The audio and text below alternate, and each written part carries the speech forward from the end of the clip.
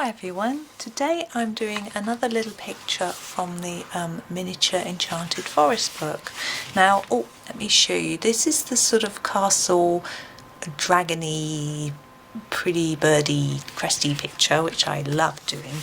And this is just a small part of it, which is on the facing page. So I've decided to have a go at colouring this. I'm just going to grab a sketchbook just to pop underneath the book, because this page is very close to the front of the book. It's not much underneath to lean on, so I'm putting a book there. And also this flap finishes before the cover, before the spine, so I'm going to flap that out, because that then means that I don't get a funny ridge that I have to colour on. I'm going to try and put that in the centre. Let's pop something on there to hold it down. Hang on. There we go. Oh, you don't want that in sight. That's my remote control. Now we're going to do this sword first. Now swords are a little bit tricky, I always think, because they're metallic, and we want to make them look shiny and all that sort of thing. So I'm going to have a go. I'm using my Polychromos today. Now I don't usually use those in this little book because I like a harder pencil, but I just thought I'd give it a go and we'll see how well they work. So to start with the sword, I'm going to use my cold grey 4. If you're doing metal, I find the cold greys are better than the warm greys. The warm greys have a sort of more of a brown colour. So you can see what I'm doing. I'm just building up some stripes because I want it to look like the light is reflecting off parts of the sword to make it so it looks like it's shining. I don't want that one, but I don't want them regular because it'll look very strange then. So I'm not going to put one down here. And some parts I want darker and some parts lighter, so I'm pressing harder in some areas, like here, and I lightened it here, and I think it just gives the impression that it's catching the light. I hope you can see that. I can zoom in a little more, except I've left my remote control over there. There we go. Oh, so sorry, my camera decides it can't cope. So it's sort of stripy. It does look a little bit like a stripy tie, necktie, but I think it just about works, and it's just a little simple way to get a sort of metallic look. We're still not in focus, are we? There we go. Now we've got all the detail of the handle. Now what I usually like to do is to make this bit at the top with a sword look like it's a sort of leathery handle. So I'm going to go for a black for that part. I'm grabbing my black. It's a little short. I actually lost this black, and I was using a new one, and I found it the other day in a drawer. I have a drawer with pencils in. It wasn't just a random drawer, and it went with some greens. So I'm not sure what was going on there. Now what I did here was I pressed harder on the edge and lighter in the middle, and that gives the impression that this handle is rounded, not flat. And I hope you get that impression from looking at that. And now we've got the guard part here. I'm going to do that in a dark grey. I'm going to grab the cold grey 6 and do the sort of outline part. Now because this is teeny tiny, my hands shook then, I'm going to just do it in a solid colour. I'm not going to worry too much about shading, and I'm going to do the same with that bit under there. I'm going to try and do it a bit darker, but there we go. Now in the centre, these bits, I'm thinking, might they be jewelled? I don't know. I'm thinking yes, we'll put some sort of jewelry colours in there, so I'm having a look. I always rather like the emerald green, so my page is going to flip because I'm got to sharpen it. I need to hold that page down again, hold on.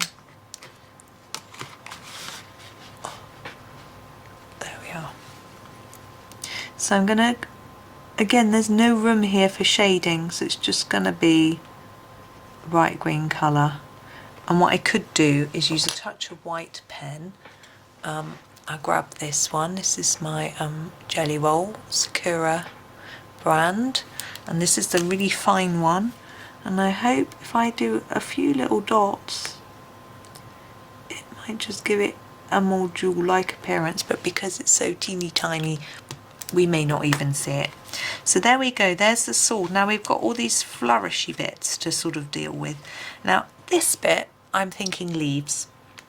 So I'm going to do that first because it's a little bit easier for me to decide what to do. Now we could do the more emerald greeny type leaves, excuse me, sorry. But I think because we've got that as the stone, we won't do that. I'm going to grab this sort of leaf green, why not? And I'm just going to do a little layer first of the leaf green. This is actually not sharp, very sharp, and what that means is that I can get a nice even gentle layer. With a sharper pencil it pushes it down into the paper, and it means that you can't get such an even layer, I find. So if you have got a sharp point and you're trying to do an even layer, put the pencil on its side and that makes it a little bit easier. So I'm just doing a light layer and then we'll shade it up a little bit. Even though it's small, we can still add a few details, I'm sure.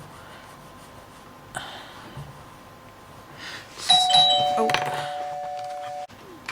sorry about that. A parcel came from my husband. He didn't warn me he'd ordered anything, but we'll see. I'm going to sharpen that green up now because I want to do a few of the little details in the leaves, and obviously we need more of a point.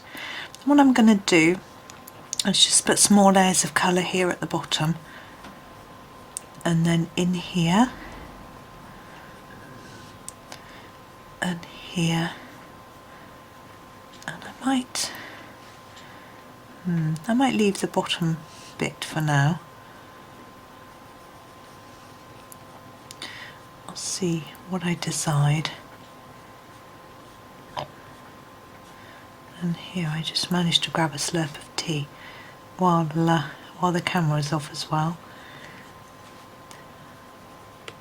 A little bit here, here, and then down this one. So I'm doing this in a symmetrical pattern, which is the way I tend to do things when there's a symmetrical design. Now this top bit, I think I'm just gonna do a little bit at the bottom. I don't know whether that's supposed to be a leaf or not, but that's how I'm going to do it. There we go. And that's still quite a gentle colour. I think it looks quite nice.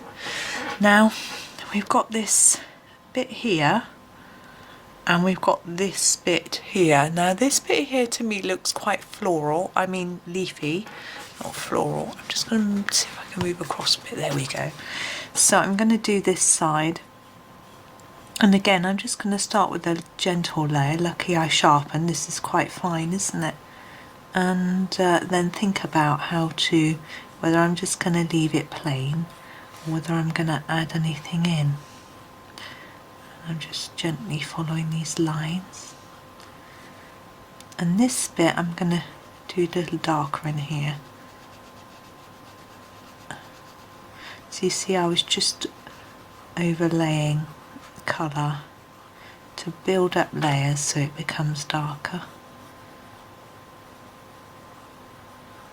I could use different shades of green here.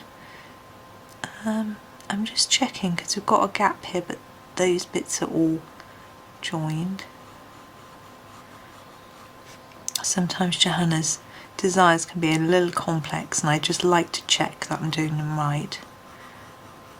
So again, I'm just doing an even layer of green here. Oh, that's the gap. Okay, let's grab our rubber. Just delete that out. Whoopsie. Now this is where, if you're doing a masterpiece and you've done that, you'd have to then do a background to cover that over, but I'm not going to get too worried about it. So we need to go, I think I'll start here, then I'll be able to see what's going on.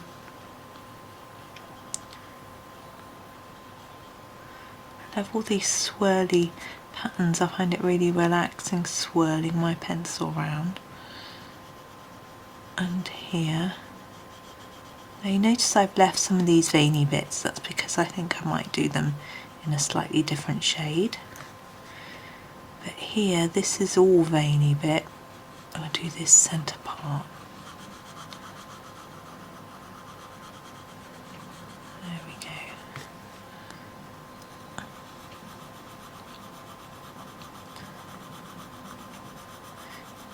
Now you can use any pencils for this. I would think that you want one that holds its point quite well though, to do these little details, but it depends what you're used to. I know some people just keep sharpening, so they're happy. Now we've got to decide if we want these little veiny bits to be darker or lighter. And I'm having a little think about that. I'm thinking I've got a few lighter shades, but I think because we've done it quite gently and light anyway, maybe it will look better if it's a little bit darker. Oops, sorry. So I'm going to grab, let's grab this one. This is the Permanent Green Olive. I'm going to sharpen it because it's very blunt. There we go. And then we need to carefully look at where we're doing. So this bit here, it's quite easy to see, and that bit there, and we've got that little bit, and the same here and here, and then we've got this bit.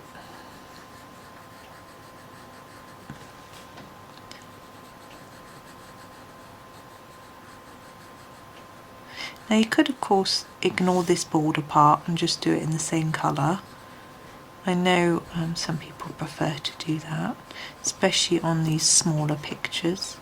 It's up to you what you find works. And of course I'm doing this green as if it's a leaf. You might decide it isn't a leaf. Do something completely different with it. Just trying to make that a little bit more even. There we go. And now we're going to do the other side in the same way. So we'll just move that into shot. We'll start again with the lighter green, like we did before. Now I've decided that I'm not going to darken up any of the light green areas.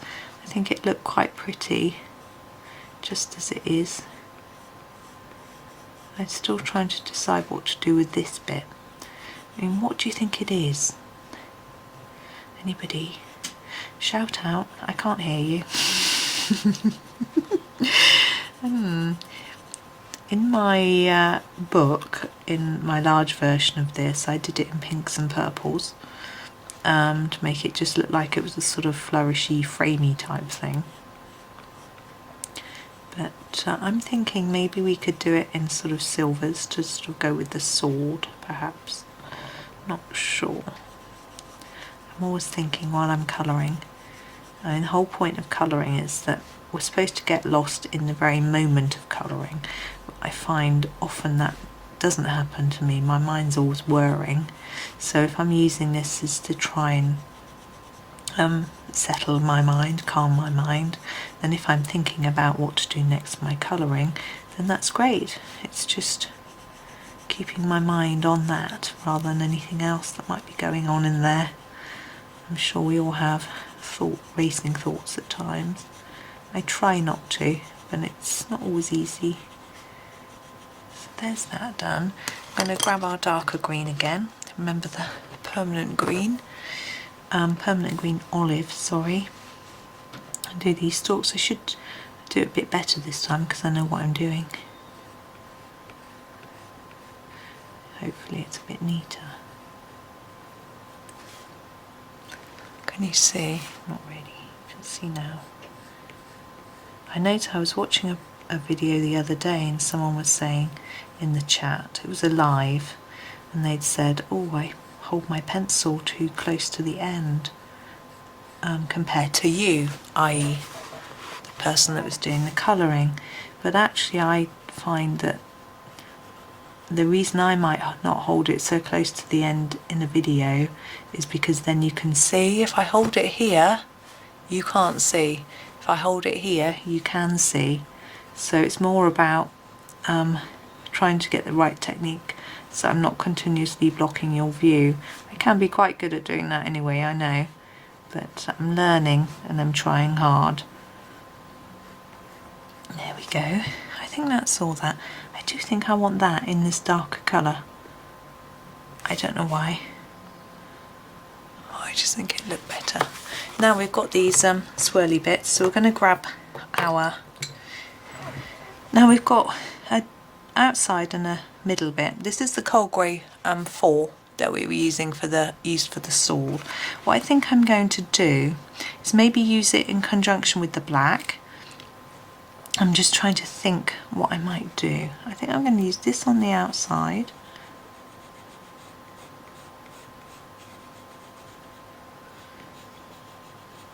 I'm not going to make it as shiny as the sword because the sword, I want the sword to stand out. So I'm just doing a light layer.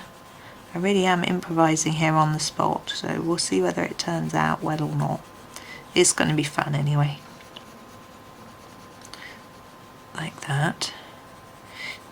Now that's just an even-ish, as even as I can do, layer, and we need some shadow because they're overlapping. So here we put in a little line of shadow, and here and down here, here,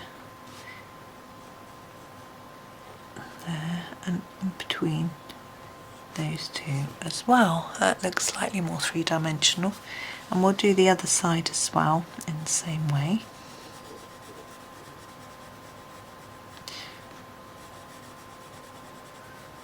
So you could do these a bit more like the sword and make them shiny as well, so they look more metallic.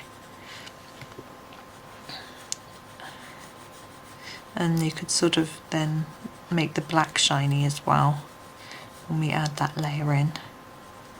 But I decided, you know, I really just want the sword to stand out as the only shiny item that's available. There. And now time for these shadows again. I try and keep the line quite thin. Might need to sharpen your pencil. Remember not to go with that bit because that's going to be black. There we go. Now I don't think I want these really dark black. This isn't really dark black, so just light like this. It still looks black, but we haven't got... I think it would look odd if it was really dark because the grey isn't. I'm trying to work out where it starts. This sounds a bit scratchy, this black.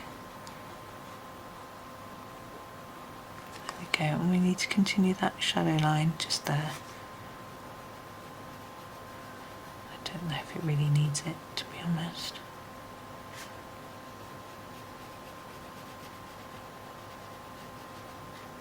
Now this is going to be quite a simple one. It's finished with just a few colours. I hope it's given you some ideas. I'm just going to zoom out a tad so you can see it all in shot. There we are.